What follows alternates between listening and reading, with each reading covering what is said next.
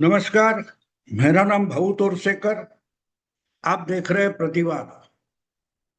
दोस्तों, हिंदी में एक कहावत है या बोला जाता है कि भगवान के घर देर है अंधेर नहीं है। भगवान वगैरह कुछ होता है कि नहीं मुझे पता नहीं, लेकिन जब बहुत सारे लोग इकट्ठा हो जाते हैं तो उनका एक समूह मन बनता है। इकट्ठा होकर वो कुछ समान सोचने लगते हैं। मैं मानता हूँ यही भगवान का आवाज होता है। हमारे मराठी में एक अच्छी उक्ति है, पाचामुखी परमेश्वर। यानी पांच लोग इकट्ठा हो जाते हैं तो उनके मुंह से जो निकलता है, जिसको हम पंच भी बोलते हैं, तो पाचामुखी परमेश्वर का मतलब पांच लोग इकट्ठा होकर अगर एक ही विचार पेश कर रहे हैं तो बिल्कुल वही परमेश्वर की आवाज होती है, ईश्वर की आवाज होती है। और ये कभी भी किसी ने भी भूलना नहीं चाहिए। वो राजा हो या रंक हो, गरीब हो या अमीर हो, किसी ने भी ये बात नहीं भूलनी चाहिए कि जब बहुत सारा गांव इकट्ठा हो जाता है तो उसके आगे किसकी नहीं चलती। और एक मराठी में हमारी अच्छी कहावत है, गांव करील ते राव काय करील। मतलब जो गांव इकट्ठा होकर करता है वो गांव का मुखिया भी नहीं कर सकता। तो बिल्कुल वही बात दिमाग में मेरे है। मैं सोचता हूं तो इसी तरीके से सोचता हूं। और इसलिए एक महीने पहले की बात है, मैंने एक मराठी में वीडियो बनाया था कि थोड़ा इंतजार करो, थोड़ा इंतजार करो। बहुत जल्दी जंतर मंतर पर मस्तीखोरी करने वाले जो लोग हैं, जो खुद को कॉकरोच मानते हैं, उनकी हालत बंगाल के तृणमूल कांग्रेस के नेता और कार्यकर्ता जैसी हो जाएगी। मतलब साफ था। 4 मई तक जो पूरा बंगाल आम जनता ममता की सरकार और तृणमूल की गुंडागिरी, इनके दबाव के नीचे कुत्ते जैसी जिंदगी जी रही थी, वो आजाद हो जाएगी 4 मई को। क्योंकि मेरा अंदाज था कि 4 मई को ममता हार रही है, तो 4 मई के बाद वही बंगाल की जनता ममता के एक एक कार्यकर्ता को, गुंडाओं को, नेताओं को सबक सिखाएगी। और बिल्कुल वही शुरू हो गया 5, 6, 7 मई के बाद। आज इतनी बुरी हालत है कि बंगाल में सर उठाकर कोई नेता कार्यकर्ता यहां तक नहीं बोल सकता कि हाँ, मैं ममतावादी हूं, मैं ममता का समर्थक हूं, मैं तृणमूल का नेता हूं, कार्यकर्ता हूं, नहीं बोल सकता। जो 4 मई तक बड़ी गौरव से, गर्व से हम ममता के लोग हैं बोल रहे थे, वो मुंह छुपाकर भाग रहे। उन्होंने पार्टी छोड़ी, 28 में से 22 एमपी लोकसभा के निकल गए, राज्यसभा के निकल गए, विधानसभा में नए नए चुन कर आए हुए 60 65 एमएलए जो थे वो ममता को छोड़कर अलग पार्टी बने। क्योंकि लोगों को दिखाना था, इनको दिखाना था कि भाई हमको मत मारो, हम ममता वाले नहीं है। ममता ने जो जो कुछ पाप किए उसमें हमारा कोई हिस्सा नहीं, हमारा कोई हाथ नहीं। अपनी चमड़ी बचाने के लिए करना पड़ा। तो इसलिए बिल्कुल एक महीने पहले मराठी में मैंने ये वीडियो डाला था, थोड़ा इंतजार करो। जो जंतर मंतर पर नाच रहे, सरकार को, पुलिस को या आर्मी को गाली दे रहे, गलत बयानी कर रहे, उनको बहुत जल्दी पता चलेगा कि जब इस देश का आम नागरिक, जनता, और जिसको जेनजी बोले जाता है, वो असली जेनजी उठकर खड़ा हो जाएगा तो इन कॉकरोच को मसल देगा। ये मैंने मराठी में कहा था। 23 जुलाई की बात है, 23 जुलाई की बात है।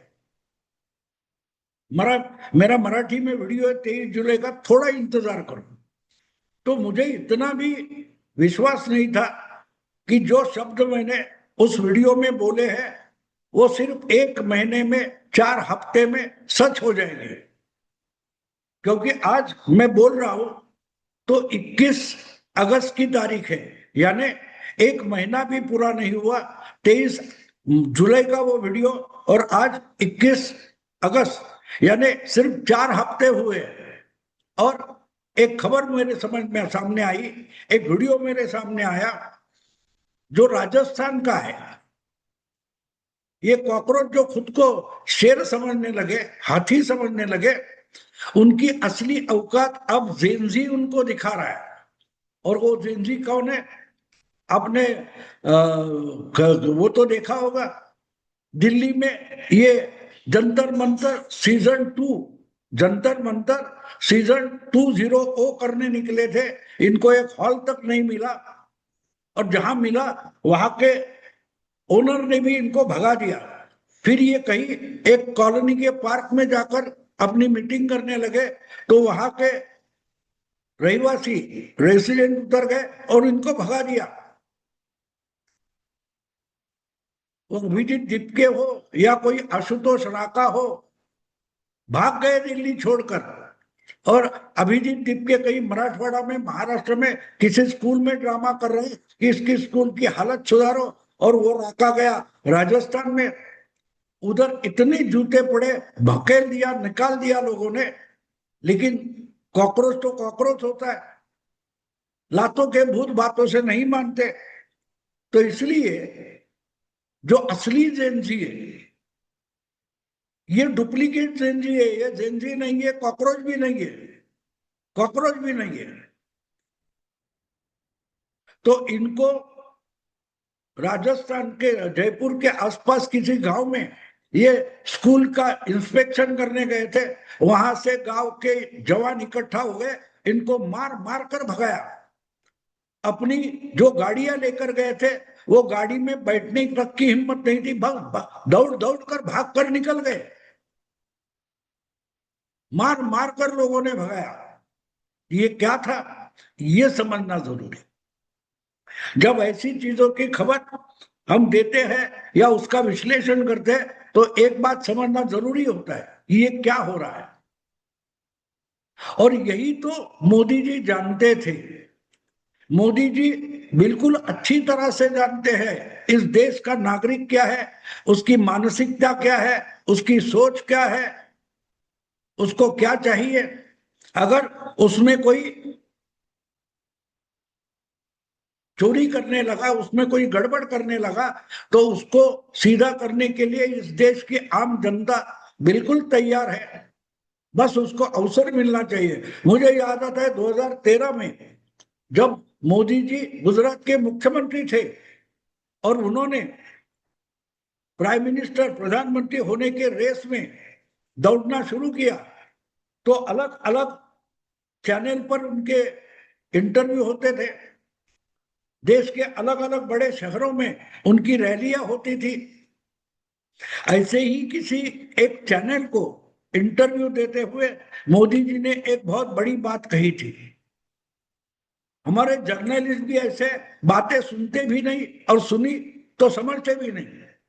किसी एक चैनल को से बात करते हुए मोदी जी ने कहा था कि हमारे देश की बहुत सारी योजनाएं फेल इसलिए हो गई कि वो सरकारी योजना बनकर रह गई, उसमें जनता की इन्वॉल्वमेंट नहीं थी, जनता का सहयोग नहीं था। अगर जनता का सहयोग होता है किसी भी सार्वजनिक योजना में, सरकारी योजना में, तो वो योजना बिल्कुल सफल होगी। और पहले ही टर्म में मोदी ने जब शुरू किया कि भाई हमको गरीब महिलाओं को, देहात में रहने वाली, झोपड़पट्टी में रहने वाली गरीब महिलाएं है, उनको सस्ते में चूल्हे का गैस देना है। तो जिनके पास अच्छी स्थिति है, जो सुख वस्तु है, वो अपने को मिलने वाली गैस की सब्सिडी छोड़ दे, तो हम गरीब महिलाओं को दे सकते हैं। दोस्तों, 150 से 2 करोड़ तक महिलाओं ने, फैमिलीज ने अपनी सब्सिडी छोड़ दी। उसके आधार पर 6-7 करोड़ गरीब महिलाओं को मोदी जी ने घर में चूल्हे का गैस सप्लाई किया था, याद है आपको? तो योजना मोदी की थी, लेकिन सक्सेसफुल आम जनता ने की। तो अगर प्रशासन है, आपके हाथ में सत्ता है, अधिकार है, कानून आपके हाथ में है, कानून व्यवस्था आपके हाथ में है, इसलिए सरकार सब कुछ करती है, ऐसी बात नहीं है। सरकार नीति तय करेगी, पॉलिसी तय करेगी, लेकिन अगर जनता आपके साथ हो, नोटबंदी जैसी पॉलिसी थी, नीति थी, जनता ने सक्सेसफुल करके दिखाई। बाकी और देशों में ये नहीं हो पाया, लेकिन मोदी जी ने भारत में करके दिखाया, क्योंकि मोदी जी जनता पर विश्वास करते हैं। जहां सरकार की ताकत पूरी नहीं पड़ती, तब जनता का साथ लो, और जनता वो पॉलिसी, वो नीति सक्सेस करके दिखाएगी। इस पर इस देश के प्रधानमंत्री का विश्वास है, और इसलिए ये कॉकरोच जनता पार्टी बनी। जेनजी का नाटक शुरू हो गया, जो डुप्लीकेट जेनजी थी उनका नाटक शुरू हो गया, गाली गलौज शुरू हुआ, यहां तक कि प्रधानमंत्री को भी मां से गाली, बहन से गाली दी गई। मोदी जी ने अपना असीमित धीरज दिखाया, संयम दिखाया, लाठी नहीं उठाई ना बंदूक उठाई, क्योंकि उनको विश्वास था अगर प्रधानमंत्री को गाली दी जाती है तो आम जनता उठकर खड़ी होगी, और ऐसे बदमाशों का, ऐसे बहके हुए जो युवा है उनका बंदोबस्त आम जनता करेगी, ओरिजिनल जेनजी करेगी। और वो होने को शुरुआत हो गई है। जो मैंने 1 महीने पहले बताया था कि जो गाली गलौज कर रहे थे वो लड़कियां हो, लड़के हो, जो सनातन धर्म की मजाक उड़ा रहे थे, ये जो कोई हो, इनका बंदोबस्त कानून नहीं करेगा, आम जनता करेगी, आम हिंदू करेगा। ये मैंने बार बार बोला था।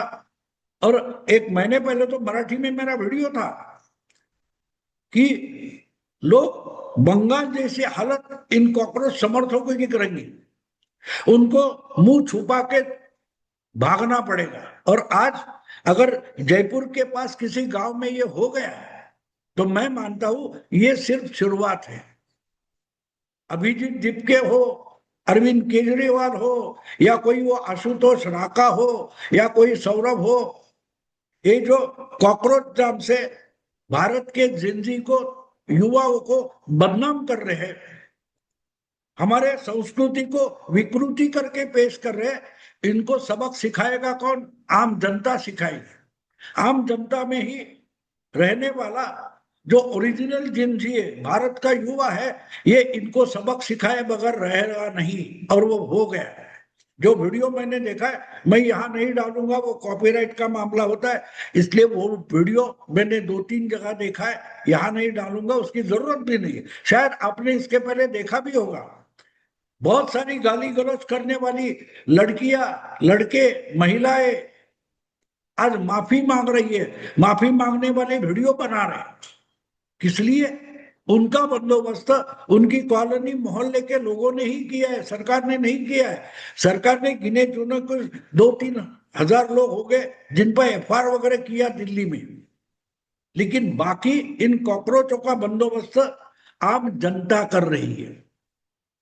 और आम जनता से ज्यादा मैं इंपॉर्टेंस, अगर दिल्ली की पार्क में इनको भगा दिया, किसी हॉल के ओनर ने इनको भगा दिया, दिल्ली के लोग भगा रहे हैं, वो तो छोड़ो, उससे भी अगर मैं अहमियत जिसको दूंगा, महत्व जिसको दूंगा, वो है ओरिजिनल भारत के जेनजी।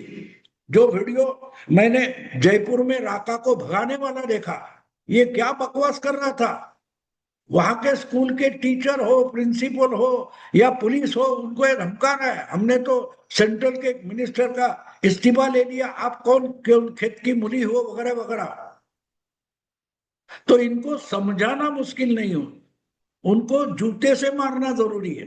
वो कहते ना, लातों के भूत बातों से नहीं मानते, तो कॉकरोच भी वही होता है, उसको जूते से ही मारना पड़ता है। और ये बहुत जल्दी राजस्थान की जेनजी ने जान लिया, और वो जेनजी इकट्ठा हो गई। जिस गांव में ये पहुंचे थे, वहां एक तरफ इनका एक जमावड़ा जा रहा था 25-30 लोगों का, तो सामने से 100-150 लोग इकट्ठा होकर आए, जिसमें उस गांव के युवा थे, जिसको जेनजी बोला जाता है, वो थे। उन्होंने इस तरीके से धक्का मुक्की करके इनको भगाया कि यार मुट्ठी में लेकर इनको भागना पड़ा। यहां तक कि जो अपनी 8-10 गाड़ियां लेकर आए थे, वो गाड़ी में बैठने तक की सहूलियत उस भीड़ ने इनको नहीं दी, जान बचाकर कैसे वैसे भाग खड़े हो गए। अब इनका बंदोबस्त पुलिस क्यों करेगी? जिस पुलिस को आप दिल्ली में गाली दे रहे हो, तो जिस आर्मी को, जिस सुरक्षा कर्मियों को आप मारने की कोशिश कर रहे थे, बदनाम करने की कोशिश कर रहे थे, गालियां दे रहे थे, अब वो आपको क्यों बचाएगा? वो जयपुर का हो या दिल्ली का हो, कोई पुलिसकर्मी इन कॉकरोचों को बचाने वाला नहीं है। आप पीटे जाओगे, मार मार कर आपका भरता बनाया जाएगा। बंगाल से सबक लो, ये मैंने 1 महीने पहले इसीलिए बोला था कि बात इतनी आसान नहीं होती। आप करते रहोगे और सामने वाले का जो धीरज है, संयम है, वो जब खत्म हो जाता है और वो रौद्र रूप धारण करता है, तो क्या होता है? देखो, इंसान भी एक जानवर है। हम जब एक दूसरे से अच्छी बातें करते बोलते हैं, एक दूसरे को समझने की कोशिश करते हैं, झगड़ा करते फिर भी हाथ नहीं उठाते, इसका कारण हमारे अंदर जो जानवर बैठा है उसको संस्कृति नाम का लगाम लगा हुआ है। अगर आप अतिरेक करोगे, आप अति करोगे, आप अपना जानवर अगर नहीं रोकोगे, तो मेरे अंदर का जानवर बाहर निकल आता है, और जब जानवर बाहर निकल आता है तो आपकी खैर नहीं। बिल्कुल वही हो रहा है। अब ये जो नाटक कर रहे हैं, वो चैनल पर या मीडिया में कितना भी दिखाया जाए, मीडिया आपको बचाएगा नहीं। कानून आपको बचा सकता है, पुलिस आपको बचा सकती है, व्यवस्था आपको बचा सकते हैं, लेकिन आप व्यवस्था को ही गाली दोगे तो आपको बचाएगा कौन? माझी जो नैया डुबोए, उसे कौन बचाए? जेनजी के नाम पर डुप्लीकेट जेनजी अगर इतना रुबाब करने लगे, तो उनको उनके औकात दिखाने के लिए असली जेनजी अब निकलकर रास्ते पर आ रहा। देखते हैं क्या होता है आगे। मैं यही रुकता हूं। अगर वीडियो पसंद है तो लाइक कीजिए, शेयर कीजिए और प्रतिवाद को सब्सक्राइब कीजिए। नमस्कार।